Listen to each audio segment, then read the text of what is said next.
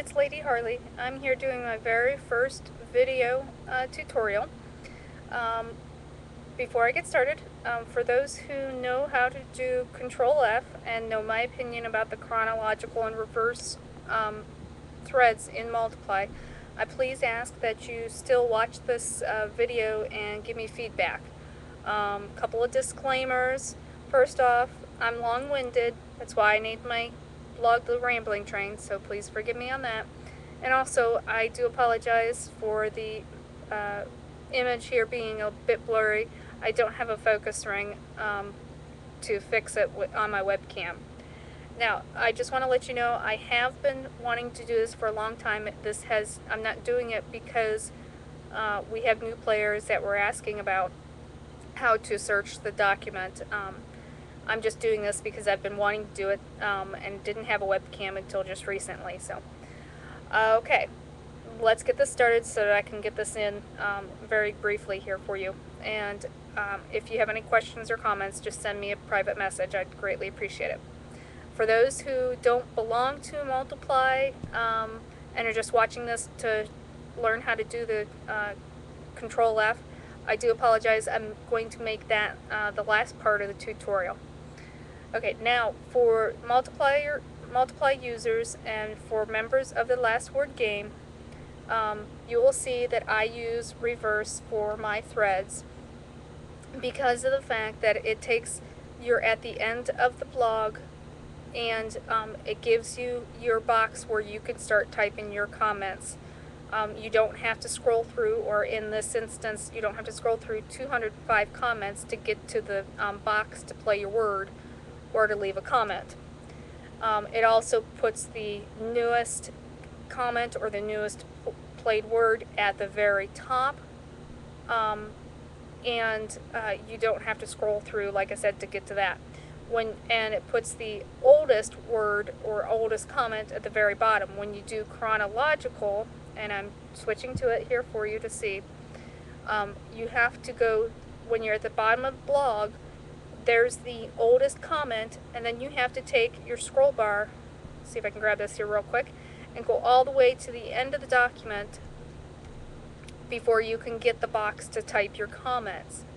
So, and it still pops down, it'll pop down it pops your box down. If you're sitting here, it pops the box down, and I don't believe this box moves.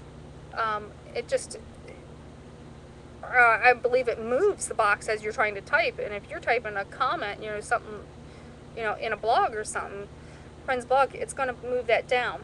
So anyways, that's the reason I found, especially for this game, that reverse is so much easier to work with. So, just turning it back to reverse. Control F, or to find a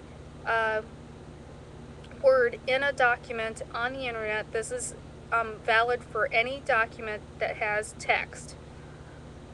You can use it to find a word or a phrase. You could do just as long as, let's say, if you wanted to find dime and dome, you would have to put it in just like that to be able to find that whole thing.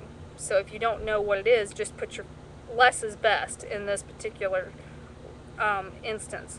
So you just would put in dime, and then it would take you to every instance where it's at. So let's go with that. Control F, and in Firefox, I'll tell you right now, my opinion is Firefox is the best out there for internet browsers because of this feature. It's not the only reason, but this is one of the features.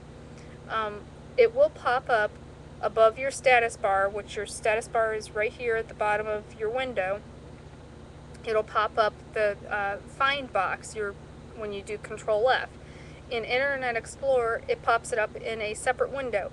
It's about that small, but still, it's kind of annoying. At least it is to me. So that's another reason. That's one of the reasons I like Firefox so much better.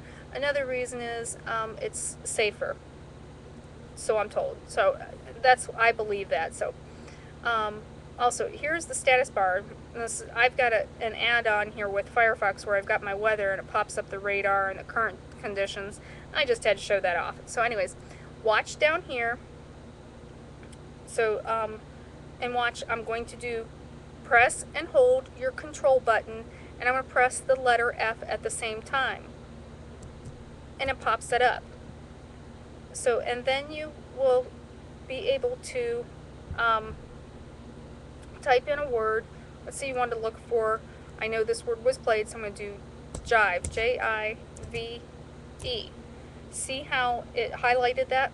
Okay, I know it's played there. I know it's there again because she was playing it because somebody else did, or she was playing the next word. So I'm going to hit enter, and it shows Alpha's had played it.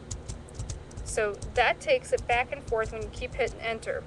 Or you can do the next, and it'll do the same thing, or previous, does the same thing. And right here, it does reach top of page. So let's say I wanted to see if Dine, D-I-N-E, has been played. It's not been played. It turned the box red. So to make sure that it's not just looking at where I was and the bottom to the bottom of the page after that, I'm going to hit enter again. And I go a step farther. I press the next and previous. It's not played.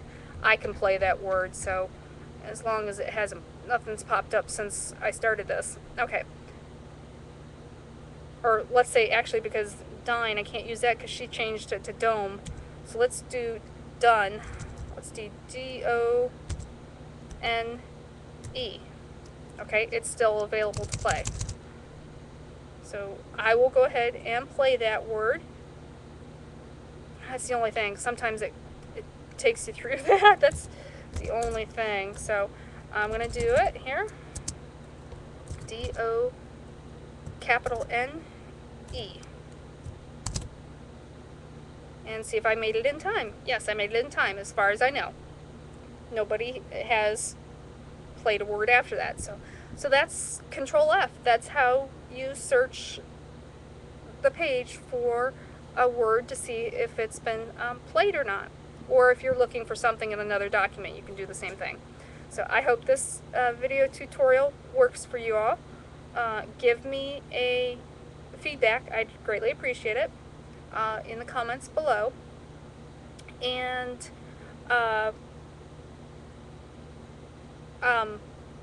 if you have any questions or anything like that, you can ask them here. If you'd rather, you can send me a private message. So, alright, you guys have a good day, enjoy the game, and most of all, have fun, guys. I appreciate it. Thank you. Have a good day. Doodles.